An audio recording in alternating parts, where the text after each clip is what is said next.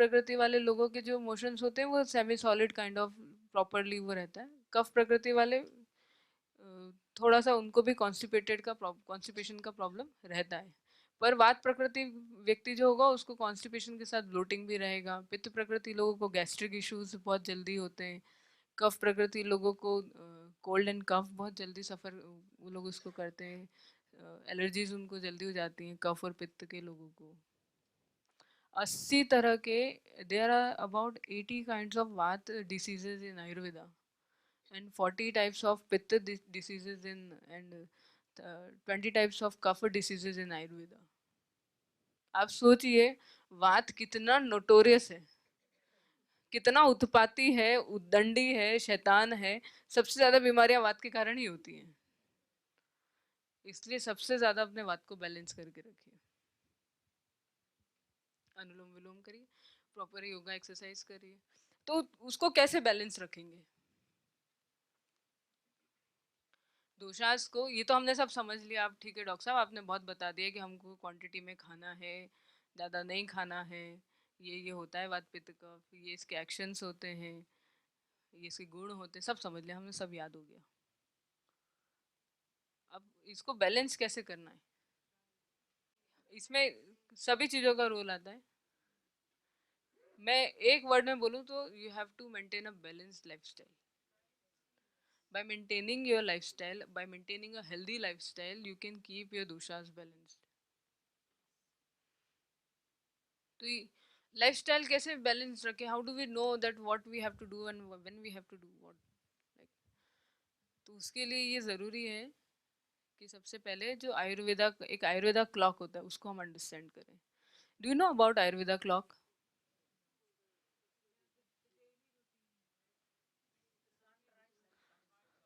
इस कंसेप्ट पे जाने के पहले एक छोटा सा डिस्कशन हम और करते हैं कि वात पित्त कफ, एक तो हमने पढ़ लिया स्वभाव से बढ़ते हैं कि बाय बर्थ आपके नेटिव स्टेट में किसी का वात बढ़ा है, किसी का पित्त बढ़ा है, किसी का कफ बढ़ा है, दैट इज ओके। वय अनुसार भी दोष बढ़ते और घटते हैं, है ना। वय मतलब अकॉर्डिंग टू योर एज, वय इज एज, है ना। तो कोई छोटा बच्चा होता है, उनको सबसे ज्यादा क्या परेशान करता है? मोस्टली कफ। हाँ, मोस्टली कफ। उनका कफ जो है वो बहुत जल्दी विकृत होता है। क्यों? क्योंकि बाल्यावस्था में व्हेन यू आर चाइल्ड, तो चिल्ड्रंस में स्वाभाविक रूप से कफ दोष बढ़ा हुआ रहता है, ठीक है ना। इसी तरह से युवा अवस्था, when you are in your youth, तो पित्त बढ़ा हुआ रहता है। इसलिए हम तब बहुत ज़्यादा डिटरमाइंड होते हैं। You are very determined in your youth. बाल्य बच्चों को ज़्यादा समझ नहीं पड़ती, you have to guide them because of their kapha doshas. But उनकी नेटिव प्रकृति भी होती है, इस कारण से सभी बच्चों के अलग अलग गुण होते हैं। पर यूथ में, ओवरऑल यूथ को अगर हम डिस्कस करें तो यूथ में आप बहुत डिटरमाइंड होते हैं। ऐसा बोला जाता है 40-45 तक आप जो बिल्ड कर लेते हैं लाइफ में, वही आपके ओल्ड एज में आपको सपोर्ट करता है। तो वो क्यों? तब जब तक आप यूथ हैं, जब तक आप उस अवस्था में, जब तक आपका पित्त बढ़ा हुआ है, जब तक आपका मेटाबॉलिज्म हाई है, तब तक आप सारा क्रिएटिव वर्क कर सकते हो, बिल्ड करने का वर्क कर सकते हो।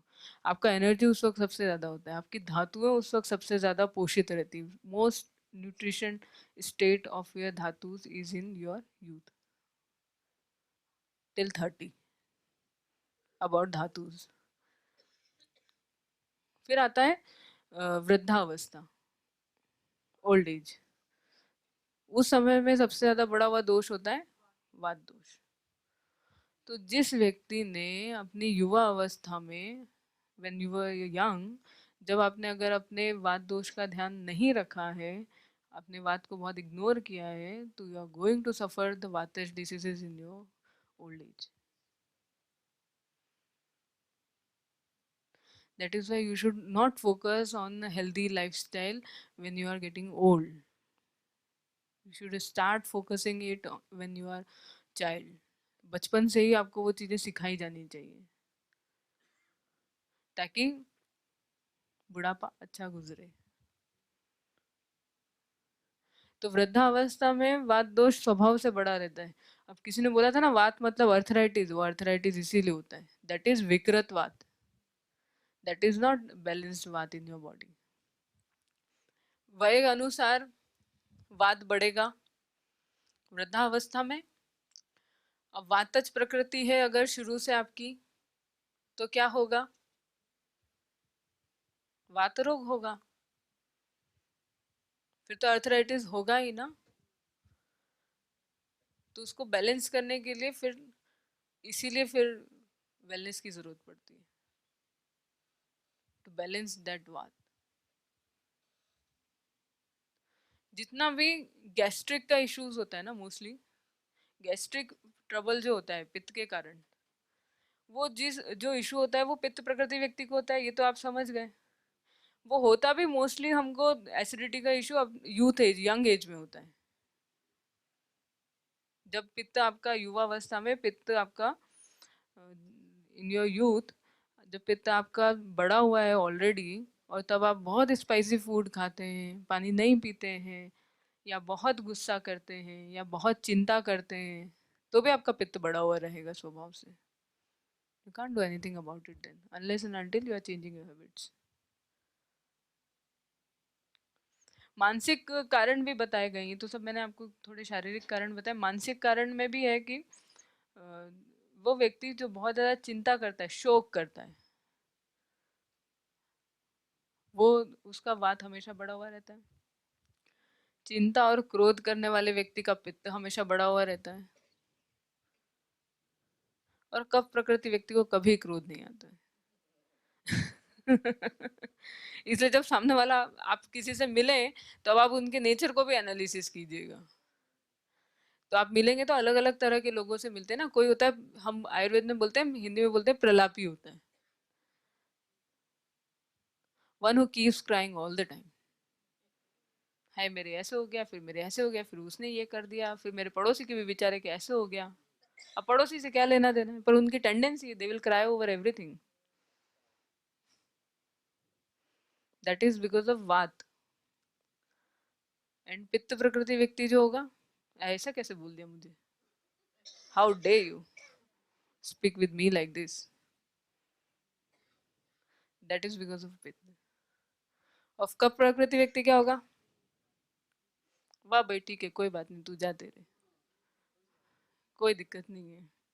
परेशान होगा, बेचारे ने बोल दिया, दैट इज पित्त। उसको कोई बात से फर्क नहीं पड़ता है। Most cool and calm person is the kapha one, and most aggressive one is the pitta one.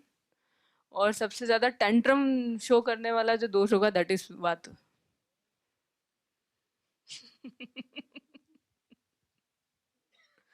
तो अब आप किसी से मिलेंगे तो you have to see the tendency, the way they express themselves. जब आप हमारे पास आते हैं और आप बैठते हैं और आप अपनी प्रॉब्लम्स बताना शुरू करते हैं, तो वे analysis how much you focus on your problems, that helps us understanding your दोषास।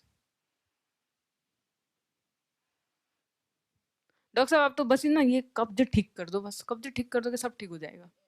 They will repeat this sentence 10 times at least in the whole consultation. But that is because what? और एक आते हैं ना, I am generally discussing with you, don't take it other way. एक आते हैं लोग बोलते हैं, नहीं डॉक्टर साहब हम तो यहाँ आ गए, यहाँ आके ही ठीक हो रहे हैं, बहुत अच्छा लग रहा है, सब ठीक है, आप सब अच्छा ही करोगे हमें पता है। तो दैट इज कब वो खुद को सरेंडर कर देते हैं पूरी तरह से।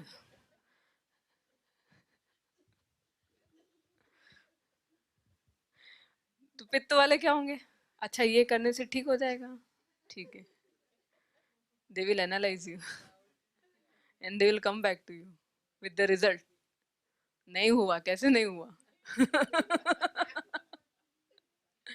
एंड हो गया तो they will come back very happily, doctor साहब हाँ जैसे उन्होंने बताया ना, colon is very good, I am feeling very light. So this is the way they express themselves mostly.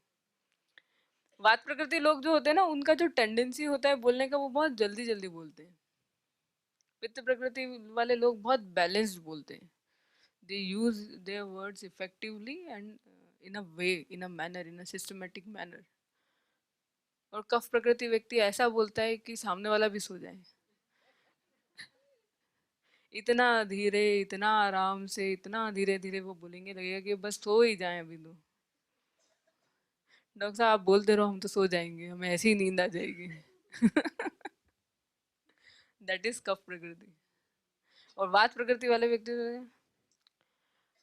अरे आपने 6 बजे का टाइम दिया था, हम अभी आ गए, आपने लेट हो गया, ये कर दिया वो कर दिया, उनका इतना स्पीड होता है, you can't catch their words. They are very like, उनमें स्पीड होती है ना, बात का तो गुण है गति। अब वो विटिएटेड है, तो वो गति ज्यादा करेंगे, तो गति ज्यादा करेंगे तो वो चलेंगे तेज, वो सोचेंगे तेज, वो बोलेंगे तेज, उनके हर चीज में स्पीड होगी। और पित्त का, कफ का गुण ही है मंद, स्थिर, तो हर काम रुक रुक के आराम से कछुए की चाल से करते हैं, बैठे रहेंगे एकदम, हाँ ठीक है ठीक। इसलिए कफ प्रकृति लोगों को बड़ा अच्छा बोला जाता है, उनको कोई हेट नहीं करता, क्यों? क्योंकि ना वो किसी के बारे में कुछ बोलते हैं, आप जो बोलते हैं उनमें से वो कितना, कितनी आपकी बात को ध्यान देते हैं और कितना एब्जॉर्ब करते हैं। फिर उनका टेम्परामेंट भी बहुत कूल एंड काम होता है, तो इतना जल्दी उनको चीजें अफेक्ट नहीं करती। पर एक बार वो जब डिसीजन ले लेते हैं, once they make a decision, they make a decision, they don't change it. वात प्रकृति व्यक्ति आपसे मिलेगा, आपने कुछ कहा, अच्छा हाँ नहीं आप, you give me the right advice, I should do this, then गए इधर, अरे वो तो वैसा ही है, ऐसा ये करना चाहिए, अच्छा हाँ no no you saying this, I should do this. वो उतना, उनका जो डिसीजन मेकिंग होता है वो बहुत वीक होता है। हुँ? हाँ, wavering mind, very very exact word, wavering mind. और पित्त प्रकृति व्यक्ति का होगा क्या, नहीं अब जो मैंने बोल दिया वही होगा बस, मैंने कहा ये मतलब ये। पित्त हाँ स्टबर्न, बट पित्त, कफ प्रकृति व्यक्ति क्या, दे will analyse, they will ask everyone, and they will, then they will analyze by themselves and then they will make a decision, तो वो बड़ा वो कैलकुलेटेड डिसीजन होता है। पर लीडरशिप में आपको रिक्वायर्ड होता है ना dominancy, that's why pittas are good in leadership rather than kapha, क्योंकि वो सबसे पूछेंगे उतने में तो डिसीजन लेने का टाइम निकल जाएगा। और पित्त 4 लोगों की ओपिनियन में 4 डिसीजन ले देंगे, so you need to think what you have to do. They don't rush into decisions, that is vata tendency, कि उन्होंने आपको सुना and they will rush into it, they will look, मतलब उनका जो टेंडेंसी होता है, मतलब कैसे मैं आपको समझाऊं, बड़े तीक्ष्ण बुद्धि के होते हैं पित्त वाले, मेधावी होते हैं, एग्जैक्ट वर्ड है पित्त प्रकृति लोगों के लिए मेधावी, दे आर वेरी शार्प, तो दे कैलकुलेट थिंग्स वेरी फास्ट। और वो इसलिए 4 लोगों के ओपिनियन में एक डिसीजन उनको आ जाता है कि ना this is the way we have to deal with it, this is the decision we should take. कफ प्रकृति लोग जो होते हैं ना, वो सोचते हैं अच्छा इससे भी पूछ लेते हैं, चलो आज आप मिल गए, आप भी बता दो आपको क्या लग रहा है, अच्छा ठीक है हाँ ठीक है चलो, वो उनका डिस्कशन में ज्यादा टाइम जाता है। हाँ तो द्वंद्व प्रकृति तो मैंने बोला होती है, पर जो प्रधान दोष होता है ना, उसके आपको मेजर सिम्टम्स मिलेंगे, मतलब अगर आप 10 सिम्टम देख रहे हो तो 6 या 7 सिम्टम आपको प्रधान दोष के मिलेंगे, और 3 से 4 सिम्टम आपको जो दूसरा प्रिडोमिनेटिंग है दोष उसको मिलेंगे। योर नेटिव प्रकृति नेवर चेंजेस, स्वाभाविक प्रकृति कभी भी नहीं बदलती है जन्म से लेकर मरण तक, but you can keep your doshas in balance, it बात गलत नहीं है ना, it gives you speed, athletes के लिए तो कितना अच्छा है,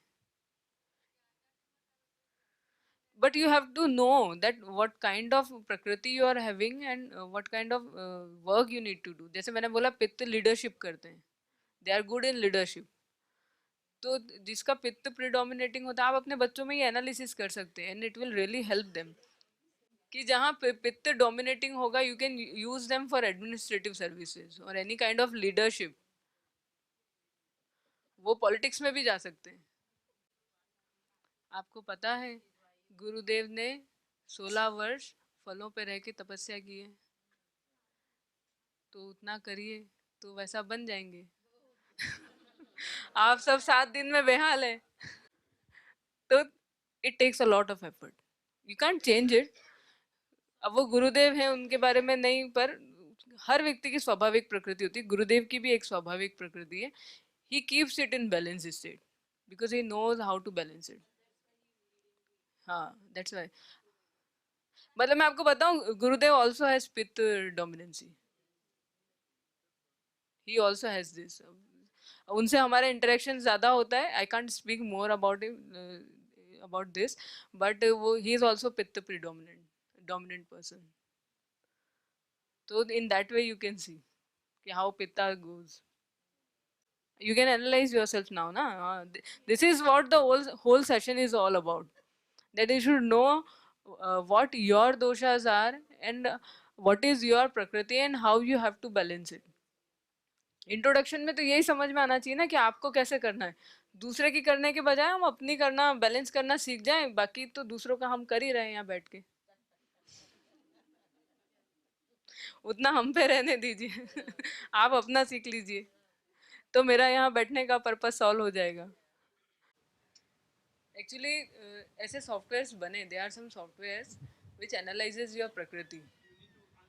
हाँ, देयर इज अ क्वेश्चन है which you need to answer and you can get to know about their prakritis, but उनके एक्यूरेसी पे थोड़ा सा क्वेश्चन है।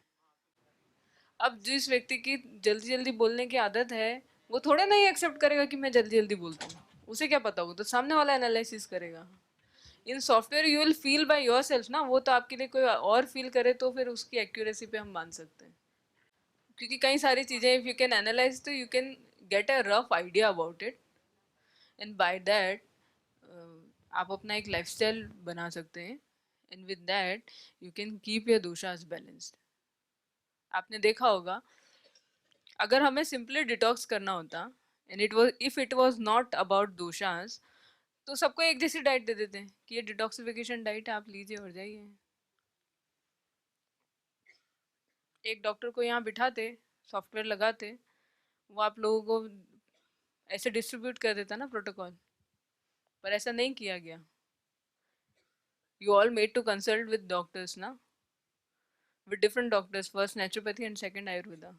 Why so? Because it has to be very specific according to your condition. वात लोगों के लिए अलग डाइट होती है, पित्त के लिए अलग डाइट होती है, कफ के लिए अलग डाइट होती है। जब शरीर स्वस्थ है तो सब सम्य अवस्था में, सामावस्था में, बैलेंस स्टेट में। तो हमारा जो एट लास्ट गोल है that is to become healthy only by body and mind both.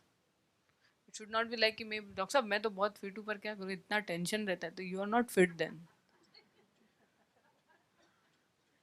आप मुझसे कितनी मेहनत करवा लो पर ना रात में नींद नहीं आती, then you are not fit.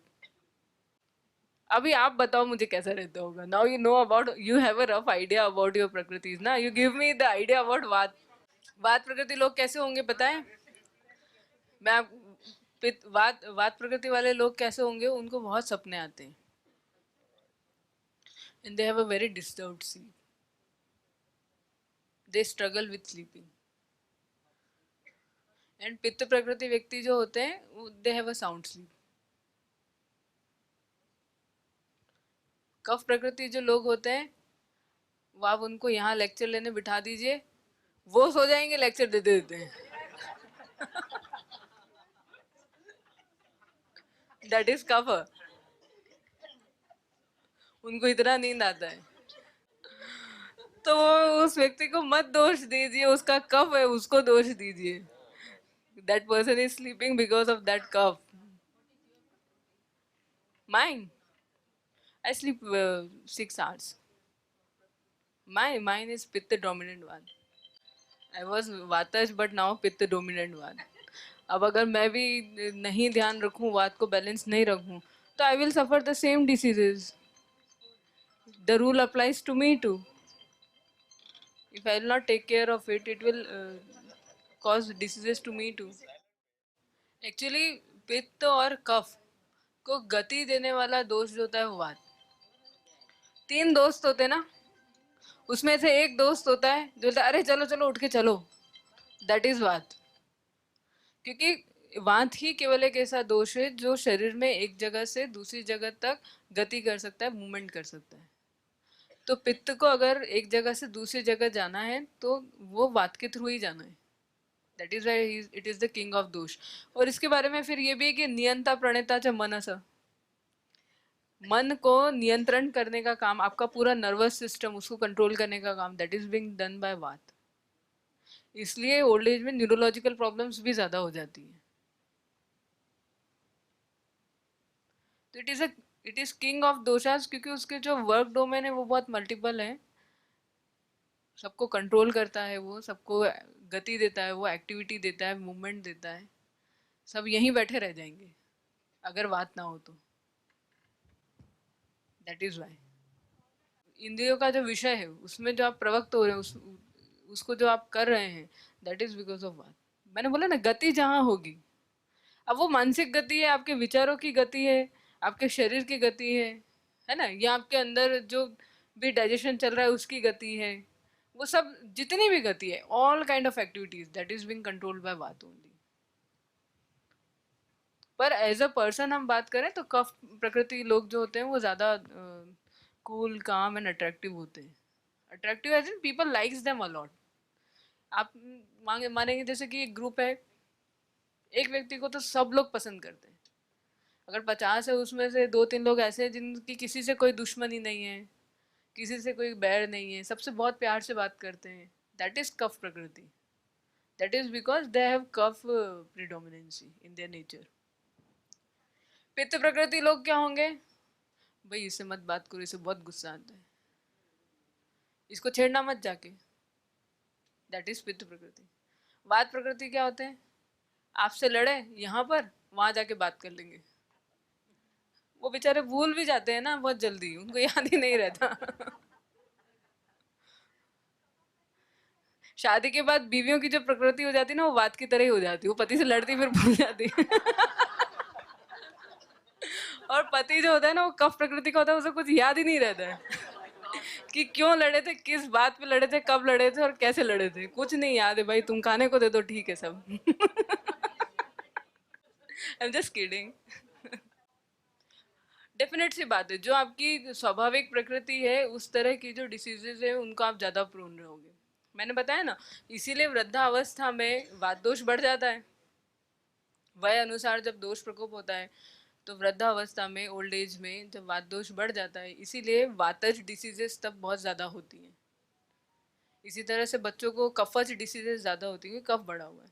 अब कोई कफज प्रकृति वाला व्यक्ति है तो उसको कफज व्याधियां ज्यादा होंगी। if you having a kafach prakriti, that means you are more prone to kafach diseases. If you are having vataj body, that means you are more prone to vataj diseases. अब वातर डिजीज में ऐसे एक मतलब आचार्य भी ना, बहुत उन्होंने बहुत अच्छे से संहिताओं को, ग्रंथों को लिखा है वास्तविकता में। उन्होंने एक बहुत डिटेल में जाकर के विवेचन किया है, पूरा डिस्क्रिप्शन किया है, और फिर लास्ट में बोला है जहां जहां दर्द वहां वहां वात, जहां जहां जलन वहां वहां पित्त, और जहां जहां शीतता वहां वहां कफ। अब आप समझ जाओ। तो ये उन्होंने इतना डिटेल डिस्क्रिप्शन देके संहिता के अंत में बताई है ये बात कि एक काम करो, तुमको वो भी चिकित्सा स्थान में, जहाँ उन्होंने संहिताओं में चिकित्सा स्थान लिखा है, तो उसमें जाकर के उन्होंने बोला ठीक है देखो, वात दोष की ये चिकित्सा करो, बस्ती करो, स्नेहन करो, अभ्यंग करो, स्नेह धारा करो, पित्त को विरेचन करो, कफ को वमन कराओ, रुक्ष उद्वर्तन कराओ, रुक्ष बालू का स्वेद कराओ। सब कुछ लिखा उन्होंने मेडिसिन के बारे में। एंड में जाके लिख दिया जहाँ जहाँ वात वहाँ वहाँ दर्द, अब समझ जाना इसकी कैसे चिकित्सा करनी है। जहाँ जहाँ पित्त वहाँ वहाँ उष्मा, जहाँ जहाँ कफ वहाँ वहाँ शीतलता। तो अब आप लोग और अच्छे से इसको एनालिसिस कर पाएंगे।